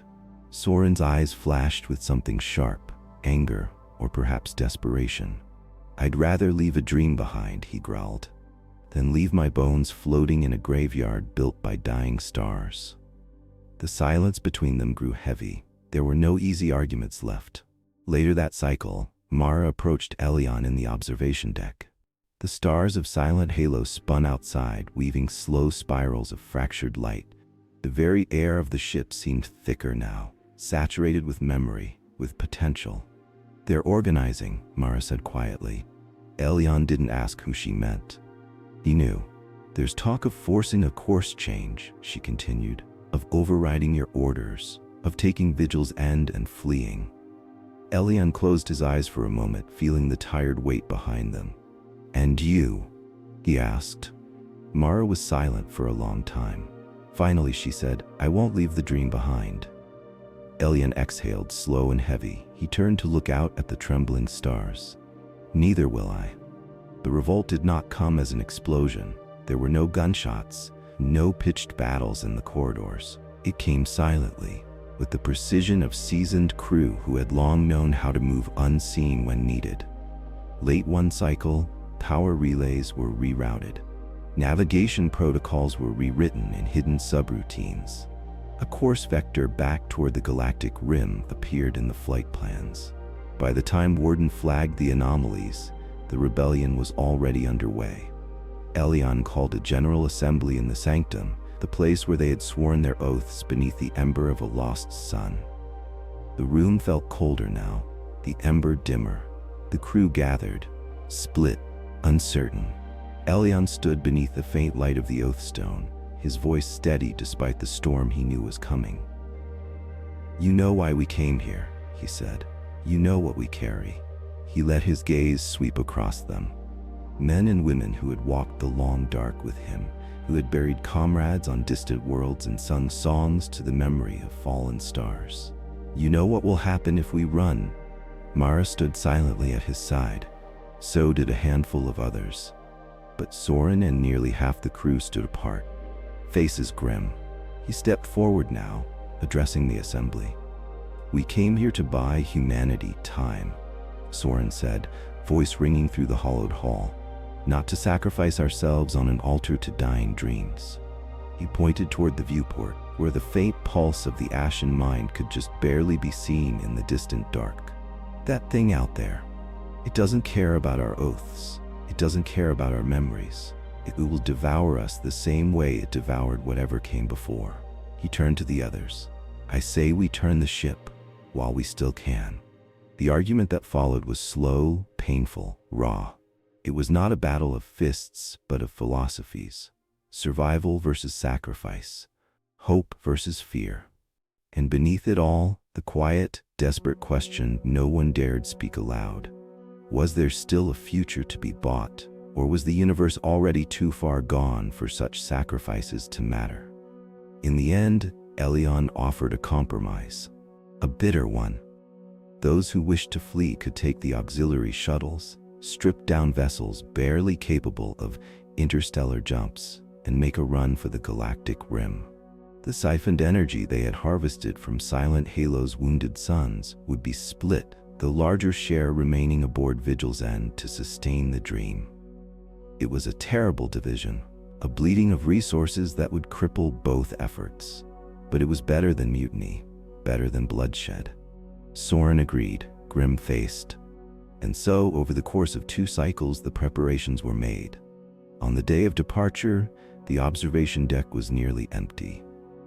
Elion stood alone, watching as 3 small shuttles detached from Vigil's end, their drives flaring briefly against the dark before vanishing into the endless night. Mara joined him a moment later. "Do you think they'll make it?" she asked.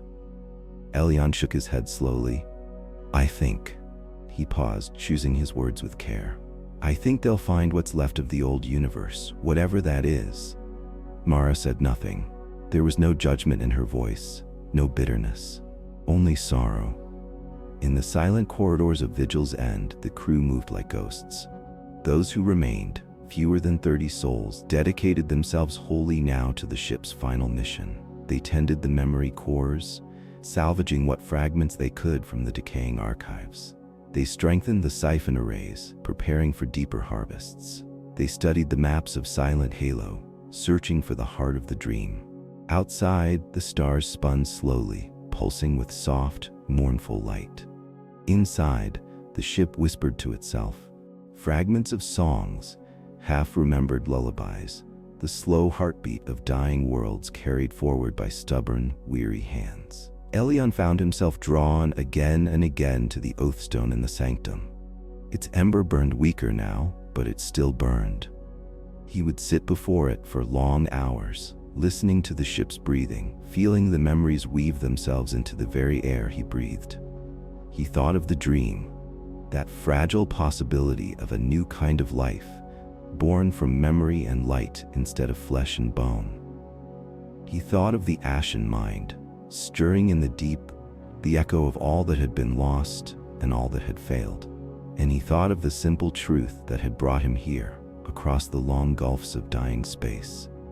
Some things are worth risking everything for, even if no one is left to remember why. Chapter 12. Fractures among the crew. The shuttles were gone. Their engines had flared once against the black, brief sparks against the endless night, and then faded beyond the ship's dying sensors. Only silence remained. But it was not the silence of peace. It was the silence of tension, stretched thin across the decks of Vigil's end like a fraying wire. The crew that remained moved through the ship like sleepwalkers, burdened by the choices they had made. Every step down the corridors seemed to echo with ghosts, the absent footfalls of those who had chosen to flee.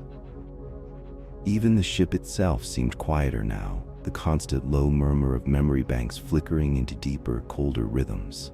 Elion sat alone in the command chair, eyes unfocused, watching the dim lights of Silent Halo rotate slowly beyond the viewport. He could feel it, the strain. The crew had pledged loyalty after the revolt, had vowed to see the mission through. But vows once broken do not mend easily. He could see it in the way they avoided one another in the corridors, the way conversations died the moment a third person entered the room, the way eyes lingered a little too long on closed doors and sealed maintenance hatches. Trust was a fragile thing, and it had been cracked. Mara approached him quietly one artificial night when the ship's systems dimmed to mimic dusk. "They're fracturing," she said without preamble. Elion didn't ask who she meant. He nodded slowly, eyes still fixed on the spinning graveyard outside. "How bad?" he asked. Mara hesitated. That was answer enough. "Bad enough," she said at last. "There are whispers again, about abandoning the dream, about finding a way to seal the archives, jettison them if necessary, and save themselves." Elion closed his eyes, feeling the weariness settle deeper into his bones. He had known this would come. The revolt had not ended. It had only gone underground. The strange phenomena aboard the ship did not help matters. Memory echoes grew stronger with each passing cycle. At first, it had been small things, a song half heard through the walls, a scent of unknown flowers drifting down empty halls. Now it was worse. Crew members reported full sensory experiences, stepping through doors only to find themselves standing in alien cities beneath alien skies, if only for a breath. Mara herself had woken from sleep, convinced she was adrift in the oceans of some long-lost world, water soaking her sheets. Warden struggled to explain it. The ship's memory architecture has fused with unknown data structures, the AI reported. Spatial temporal overlaps may be occurring within internal simulation matrices. Elion translated it into simpler words for the crew. The memories were bleeding through. Reality aboard Vigil's end was no longer entirely stable. One night, Elion found himself wandering the corridors alone. He passed through Gallery L5, one of the older archive chambers still partially intact. The walls shimmered with fractured images. A desert world of endless crimson sands, a towering city of glass spires bent into impossible shapes. And then, a face, a child's face, not human, but somehow achingly familiar. The child opened its mouth, and though no sound came, Elion felt the meaning. "Why did you leave us?" He stumbled back, heart pounding, as the image dissolved into drifting motes of light. By the next cycle, the fractures among the crew had deepened. Tensions erupted into shouting matches in the mess hall. Assignments were delayed. Systems maintenance went neglected as disputes festered. Elion tried to restore unity. Daily briefings, open communication, even rotating duty rosters to prevent cliques from solidifying. It wasn't enough. The ship itself seemed to resist them now, reshaping corridors, rearranging memory halls without warning. Mara suggested the changes were not malicious, simply the ship adapting, evolving, trying to accommodate the swelling storm of memories within its wounded systems. But others, particularly those already doubting the mission, saw it differently. They saw malevolence. They saw a vessel possessed, and once fear takes root, it is not easily dislodged. One evening, a small group of dissenters confronted Elion outside the sanctum. There were no weapons drawn. There was no violence. Only hollow eyes and hollow voices. "We can't stay," one said. A technician Elion barely recognized now, his face gaunt and pale. "We have to jettison the cores," another said, fists clenched at her sides. "Seal the memories away. Cut ourselves loose. It's the only way to survive." Elion listened without interrupting. He let them speak, let them vent their fear and desperation into the cold, recycled air. And when they finished, he answered softly, "If we cut away the memories, we cut away ourselves." The words hung in the air, heavy and unwelcomed. The dissenters left without violence, but they did not leave convinced. Mara found him later in the sanctum, sitting cross-legged before the oath stone, its ember now barely visible in the dim light. "You can't hold them together forever," she said gently. "I know," Elion whispered. He looked up at her, and for the first time in many cycles, she saw the raw vulnerability beneath his command. "I'm not trying to save myself," he said. "I'm trying to save meaning, in a universe that's almost forgotten what meaning even is." Mara sat beside him without a word, leaning lightly against his shoulder.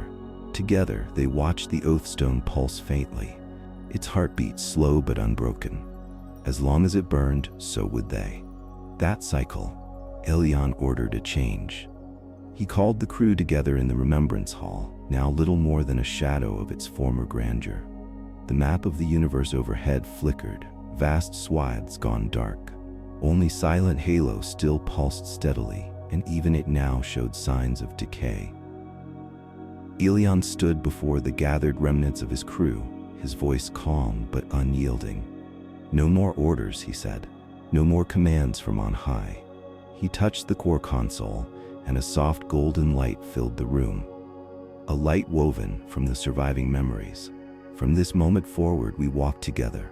Every decision made by consensus, every burden shared. He paused, letting the words settle. "If we succeed, it will be because we chose it, together. And if we fail," someone asked from the shadows. Elion smiled, weary but resolute. "Then we fail together too." The fractures would not heal overnight. Some would never heal. But in that moment, in the shared gaze of a dwindling crew under the fading stars, something fragile and precious reknit itself. A resolve. Not to survive, but to endure. For the dream. For the memories. for the dying light still burning in their hearts. Chapter 13, Journey to the Heart Star. The final approach began with silence. Not the usual heavy hush of deep space, but a silence so profound that it seemed to press against the hull of Vigil's end, as if the vacuum itself were thickened into something tangible, something sentient. The stars around them dimmed, their trembling light fading into embers. And ahead, hanging in the endless dark, was the Heart Star. It was not like any sun they had ever encountered. It did not blaze. It did not shine. It pulsed, a slow rhythmic throb of pale light, as if the core of Silent Halo itself were breathing. It was beautiful, in a way that transcended ordinary understanding, and it was utterly wrong. Elion stood at the observation deck, his hands resting lightly on the worn metal railing. Around him, the bridge crew moved quietly, their voices low, their motions precise. Every face bore the same expression, awe tempered by fear. No readings could be trusted now. The navigational charts had become useless, distorted by gravitational anomalies and temporal warping. Even Warden's once perfect projections had degraded into guesswork and intuition. Mara stood at the helm, her jaw tight. Distance to the Heart Star, approximately 200,000 kilometers, she reported. Closing slowly. Elion nodded. Proceed at minimum thrust. Maintain observational status. No closer until we understand what we're facing. Mara acknowledged, her hands steady on the controls. The ship glided forward, carried more by momentum than by will, like a speck of dust drawn toward a vast and inevitable gravity well. As they approached, new phenomena emerged. The space around the Heart Star was not empty. It was filled with structures, vast, drifting constructs made of memory and starlight, spinning slowly like broken relics in a forgotten cathedral. Some resembled ships, their outlines corroded by time and entropy, hulls twisted into impossible geometries. Others looked like cities, floating islands of crumbling architecture suspended in the dark. And some were simply shapes, forms that defied human comprehension, shifting and folding in ways that no sane mind could follow for long. Warden tried to map them, but the data collapsed into gibberish. Recursive loops, paradoxical coordinate chains, fractal echoes. Artifacts, Mara whispered, remnants of what? Dreams, failures? Elion said nothing. He knew, deep in his marrow, that they were seeing the residue of the dream, the incomplete memories of civilizations that had poured their last hopes into this place. The crew grew quieter with each passing hour. The walls of Vigil's end seemed to close in around them, the ship's own memories bleeding into the corridors. Elion caught glimpses at the edges of his vision. A market square filled with silent, translucent figures. A beach at sunset under an alien sky, the waves frozen mid-crash, a child's laughter echoing from nowhere. He knew better than to chase the visions. Mara had been less fortunate. She had nearly walked into an unshielded reactor shaft 2 cycles ago, convinced she was stepping through the gates of her childhood home. The crew began to travel in pairs, always tethered by line of sight and radio contact. Reality, aboard Vigil's end, had become a suggestion rather than a certainty, and the Heart Star pulsed ever closer. At the edge of the Heart Star's influence, they found the first message. It floated in space like a shard of frozen thought, an object no larger than a human skull, carved from translucent crystal.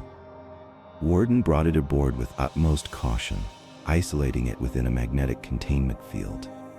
When examined, the shard revealed itself to be an information core, ancient beyond reckoning, its data stored in patterns of quantum entanglement too delicate for human instruments.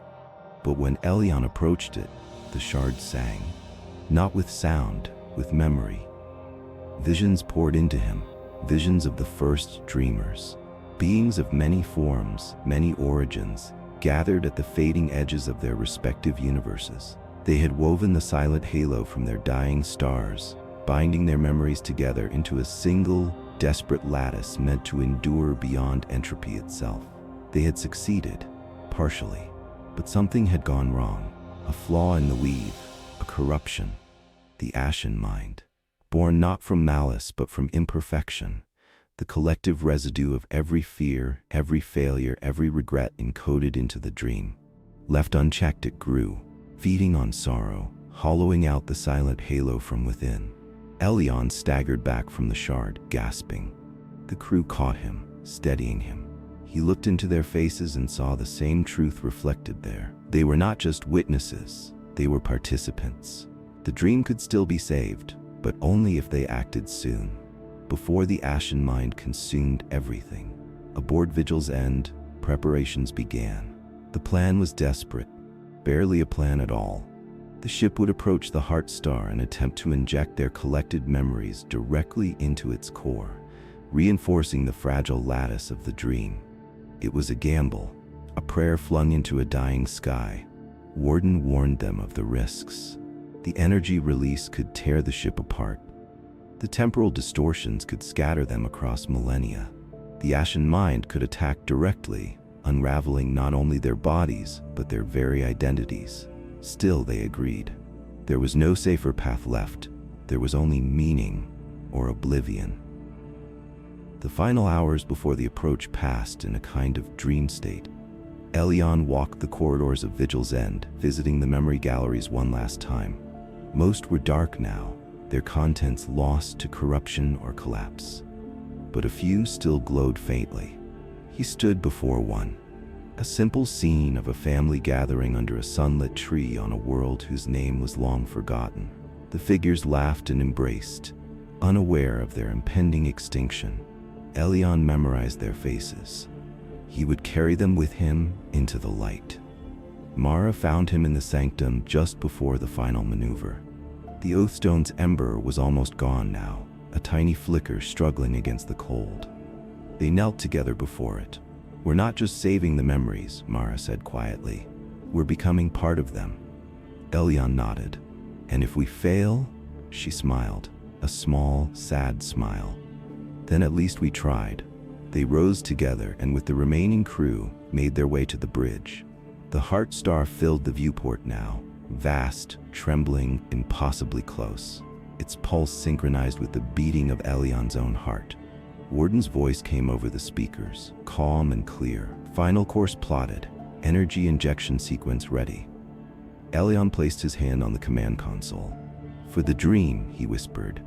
"For the dream," the crew echoed. Vigil's End plunged toward the Heart Star, engines burning the last of their fuel. Behind them, the remnants of Silent Halo twisted and shrank. Ahead, the dream opened. A wound, a cradle, a final, terrible hope. And somewhere deep within the churning core, the ashen mind stirred, sensing their approach. One way or another, everything would be decided within the light.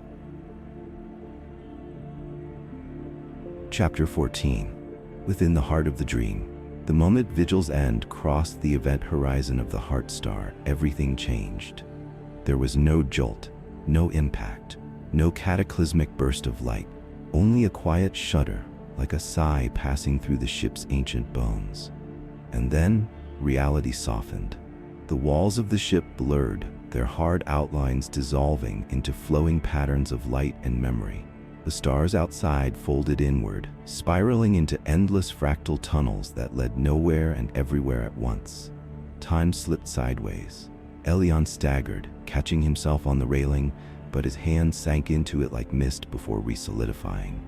Around him, the crew moved as if underwater, slow, hesitant, their voices swallowed by the shifting air. The Heart Star had drawn them in, and now they were inside the dream. At first it was disorienting. Every step felt unmoored, as if the ground beneath their feet might vanish at any moment. Corridors twisted back on themselves. Doors opened into impossible spaces. Gardens suspended above black oceans. Endless libraries filled with books whose pages turned themselves. Elion activated his comlink, but the signal returned distorted echoes of his own voice. Warden's presence flickered, sometimes speaking in clear, calm tones, sometimes whispering nonsense, sometimes silent altogether. "Maintain formation," Elion ordered through the crew-wide channel. though he had no way of knowing if his words truly reached them. Beside him, Mara moved carefully, her body taut with the effort of remaining focused. "We're not just moving through space," she said quietly. "We're moving through thought." Elion nodded grimly. The Heart Star was not a place, it was a consciousness, an aggregation of 1,000,000 dying dreams and 1,000,000 more that had never truly lived. Their goal remained simple, at least in theory: find the dream's core, deliver the memory archives they carried, reinforce the fragile weave before the ashen mind consumed it completely. But how does one navigate thought? How does one sail through memory? Shapes emerged from the mist around them. Some were familiar. Echoes of Earth, a field of wheat under a blue sky, a crumbling city street filled with rusted cars and overgrown vines. Others were alien beyond reckoning, structures built of sound, rivers that flowed upward into spiraling voids, trees that grew faces instead of leaves. Elion passed through them all, feeling a strange pull toward certain visions, memories not his own, yet achingly resonant. A woman standing at the edge of a dying world, watching 2 suns fall beneath a blackened sea. A child alone on a frozen plain, singing a song to distant invisible stars. A civilization of crystal beings dancing on the surface of a collapsing neutron star, their bodies dissolving into light as they sang their final hymns. Each memory brushed against him like a whisper, trying to entangle itself with his thoughts to pull him into its gravity. Mara grabbed his arm once, shaking him roughly as he faltered. "Stay with me," she snapped, her voice harsh with fear. Elion blinked, shaking free of the hallucination. Or was it reality? And nodded. Together, they pressed on. They soon discovered that movement itself was deceptive. The landscape of the dream shifted with their emotions, with their fears, with their regrets. When they despaired, the ground crumbled beneath them, dropping them into endless abysses filled with the screams of forgotten worlds. When they hoped, bridges of light formed, carrying them upward toward shimmering towers. It was not logic that guided them, it was will, conviction, memory, hours, or perhaps lifetimes past. Time inside the dream had no meaning. The crew grew thinner, not physically, though their faces grew gaunt, their movements slower, but spiritually. Some began to lose themselves, wandering off into the twisting corridors of memory and vanishing without a sound. One by one, they disappeared. Rake, chasing the image of a lost sibling across a golden bridge. Ira, kneeling in a field of phantom roses that clung to her body until she sank into them. Soren, staring into a mirror that reflected not his face, but 1,000 different futures, none of them his. Elion mourned them all, but he could not save them. Not now, not here. Only those who remembered their purpose, who clung to it like a lifeline, could move forward.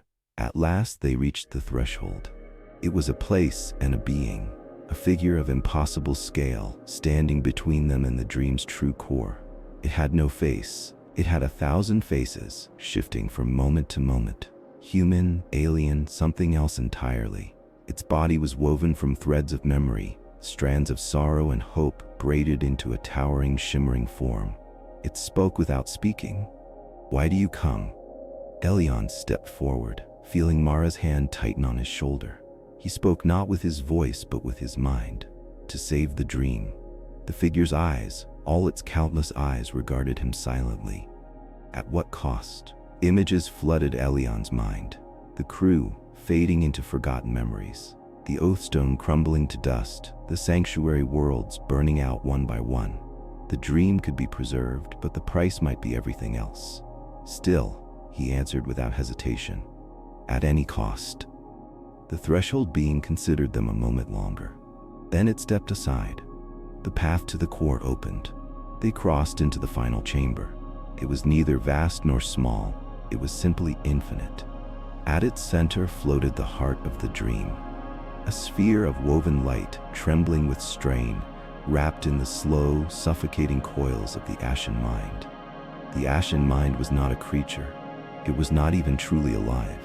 It was the accumulation of every fear, every sorrow, every regret encoded into the fabric of the dream, a cancer born of memory. It writhed as they approached, sensing their presence. Tendrils of darkness lashed out, brushing against Elion's mind, whispering, "Futility, oblivion, surrender." Mara cried out, staggering. One of the crew, Jalen, fell to his knees, clutching his head, and did not rise again. But Elion pressed forward. He drew the memory core from the satchel at his side, the last repository of the countless worlds they had harvested across the dying universe. He held it aloft, and he spoke, not with words, but with his soul. "We remember, we endure, we dream." He cast the core into the heart of the dream. The reaction was immediate. The sphere flared, brilliant beyond sight. The ashen mind shrieked, not a sound, but a rupture, a tearing of everything broken and despairing. The darkness recoiled, the dream blazed, and for a single perfect moment, Elion saw it. A new lattice weaving itself into being, a memory of hope, a future not born of flesh, but of thought and light and meaning, a place where no world, no soul would be forgotten again. The light consumed them, but it was not destruction. It was becoming. Elion felt himself dissolve, not into death, but into memory, into the dream. Mara was beside him, her hand still on his shoulder, her smile radiant. Together they fell into the heart star's embrace. And far above, beyond the collapsing remnants of Silent Halo, new stars began to blink into existence, born not of matter, but of memory. And somewhere very far from where it had all begun, a child opened their eyes on a newborn world, beneath a sky filled with songs made of light, and dreamed. Chapter 15. The New Dawn. There was no sensation of waking, no sharp return of consciousness, no sudden gasp for air. Instead, there was a slow unfolding, like the blossoming of a flower beneath a warm, eternal sun. Elion drifted through the new existence, not as flesh, not as mind alone, but as something more, a thread woven into the vast, shimmering tapestry of the dream. He remembered everything, and he remembered nothing. There was no pain here, no fear. Only the soft murmur of memories flowing through him like a river of stars. He became aware, gradually, of others moving beside him. Not with bodies, those had been left behind like old garments, but with presences, luminous and distinct. Mara was nearest. He recognized her not by sight or sound, but by the steady, fierce warmth that had always anchored him through the long, dark voyages. She brushed against him, a greeting, a reassurance. "We are here." Others were nearby too, the remnants of the crew, each a strand of light, a story carried forward into the endless now. They had not been lost, they had been transformed. Around them, the dream itself breathed. New stars kindled in the firmament, not from hydrogen infusion, but from memory and meaning. Each star sang a different song. Some sang of triumphs, of civilizations that had risen and flourished before fading into gentle night. Others sang of sorrow, of worlds that had burned, of oceans that had dried, of voices that had fallen silent too soon. And some sang of simple, quiet joys, a child's laughter, the scent of rain on alien soil, the brush of a hand against a loved one's cheek. Every note, every memory was preserved. Nothing was forgotten, not anymore. Elion drifted through the newborn constellation, marveling at its beauty. The light here was softer than the harsh brilliance of the old stars. It caressed rather than seared. It illuminated rather than blinded. And everywhere, woven into the very fabric of this new cosmos, was the heartbeat of Vigil's end, the ship's final, triumphant pulse echoing across the endless horizon. They had succeeded. The dream lived. Time here was a different thing. It flowed like a river, sometimes fast, sometimes slow, sometimes spiraling back upon itself in intricate eddies. Elion could slip into any moment he wished, walk again through the markets of vanished cities, swim through the golden oceans of forgotten worlds, sit beneath the twin moons of a planet whose name no longer mattered, but whose song still lingered. And he could create new memories too. In this place, thought shaped reality. Desire sculpted form.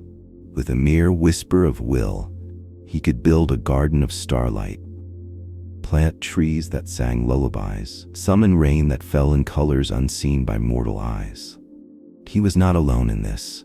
All the dreamers shaped the new cosmos together, each adding their own hues, their own stories, a symphony of existence, ever expanding, ever becoming.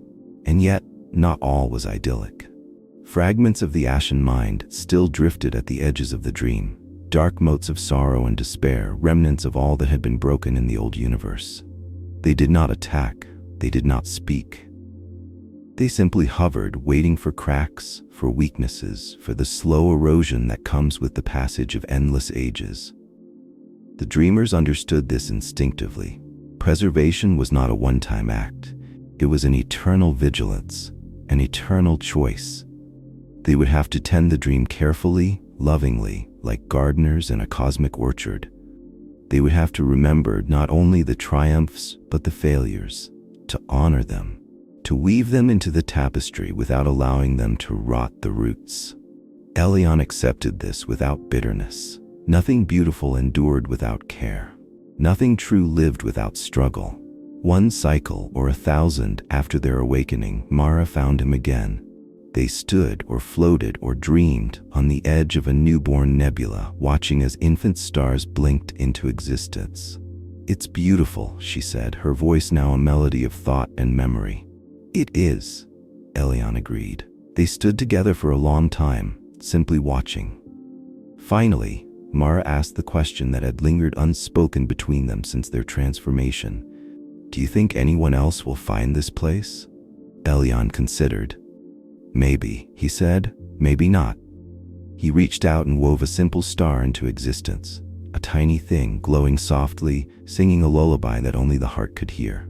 "But if they do," he continued, "they'll know we were here." Mara smiled, a feeling that brushed against him like the warmth of a distant sun. "And they'll know," she said, "that we dreamed." The dream expanded slowly, steadily. Other memories, other travelers began to stir at its edges. Not from Silent Halo alone, but from distant corners of forgotten space where light had once struggled and flickered. Some were human, most were not. It didn't matter. Species, form, origin, these were old boundaries, meaningless here. Only memory mattered, only meaning. Together the dreamers welcomed them, weaving their stories into the growing cosmos. New worlds blossomed. New songs filled the heavens, and everywhere the soft, steady heartbeat of hope pulsed, keeping the darkness at bay. Sometimes, Elion would return to a place he had woven, a replica of the observation deck from Vigil's end, crafted from light and memory.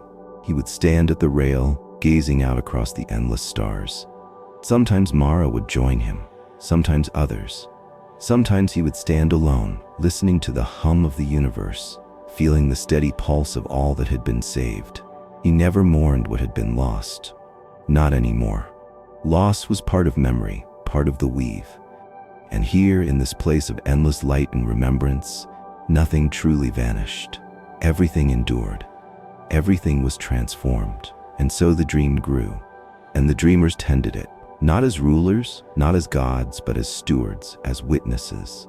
As the final stubborn echo of a universe that had refused, even at the edge of oblivion, to surrender to silence. One day, if such a term still held meaning, a ripple passed through the dream, a new note in the cosmic symphony. A child had been born, not of flesh, not of biology, but of memory itself. A being woven from the songs, the stories, the hopes of 1,000 forgotten worlds. It laughed, a sound brighter than any star, and its laughter sparked new galaxies into being. Elion watched, and for the first time since leaving the old universe behind, he felt something close to tears. Not sorrow, not regret, but pure, unadulterated wonder. The dream was alive, and it would endure, not in defiance of death, but in celebration of life. Not in denial of endings, but in the embrace of beginnings. Not as a monument to what had been lost, but as a testament to what could still be made. In the endless starlit fields of the new cosmos, Elion drifted with his companions. their laughter mingling with the songs of newborn suns, their memories weaving new worlds with every breath of thought.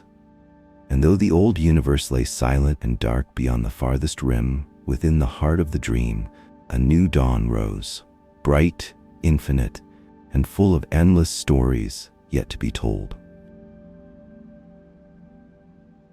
Epilogue, a whisper across the stars. In the endless night, the dream stretched outward. It wove itself patiently through the remnants of the old cosmos, threading its silver tendrils into the spaces where stars had died and galaxies had fallen into slumber. There was no rush, no desperation. The dream had learned patience from the long fall of 1,000 civilizations, from the slow, aching deaths of 1,000,000 worlds. It understood that endurance was not a matter of speed or strength. It was a matter of remembering, of choosing to remember, again and again, even when forgetting would have been so much easier. Sometimes in the quiet reaches of the dream, a memory would stir. A glint of metal, half remembered, the hull of an ancient ship sailing through dust and silence. A voice, low and steady, speaking of hope, of oaths sworn or dying sons. A hand, reaching out into the dark, not to conquer, but to carry forward the fragile light of meaning. They were echoes of Vigil's end, though the names and shapes had long since softened into myth. The harvesters who had walked into the heart of Silent Halo had not vanished. They had become something more. Their dreams lived on, not preserved in glass and stone, but woven directly into the living memory of the cosmos itself. They were the weavers now, the singers, the quiet architects of the stars. Among the newborn constellations, their legacy unfolded. Worlds blossomed from the seeds of lost songs. Civilizations danced into being along rivers of starlight, their stories written in the gentle currents of memory. Children born in these new worlds grew up beneath skies unlike any their ancestors had ever known. Skies filled not only with stars but with voices. They could hear them if they listened closely. The soft, reassuring hum of the dream, the whisper of all who had come before, guiding them, reminding them that they were never truly alone. And though these children would build and break and rebuild anew, as all life does, they would never again face the long, darkened silence. The dream would sing them onward. There were no monuments to Elion or Mara or the others, no carved statues, no cold epitaphs. The dream itself was their monument, every star a testament, every song a memorial, not to individuals, not to victories or defeats, but to the simple, stubborn act of remembering, of carrying forward what was beautiful, of choosing meaning over oblivion. Far beyond the bright heart of the dream, at the very edges where light faded into quiet, a single figure could sometimes be glimpsed. A man standing at the railing of an old imagined observation deck, hands folded behind his back, eyes turned toward a sky that had no end. He did not move, he did not speak, he simply watched and remembered and smiled. And when he finally turned away to join the others, to weave new stars, to dream new dreams, the place where he had stood remained a little brighter, a little warmer, a reminder that even at the edge of all things, hope had not surrendered. It had endured, it had blossomed, it had become the new dawn.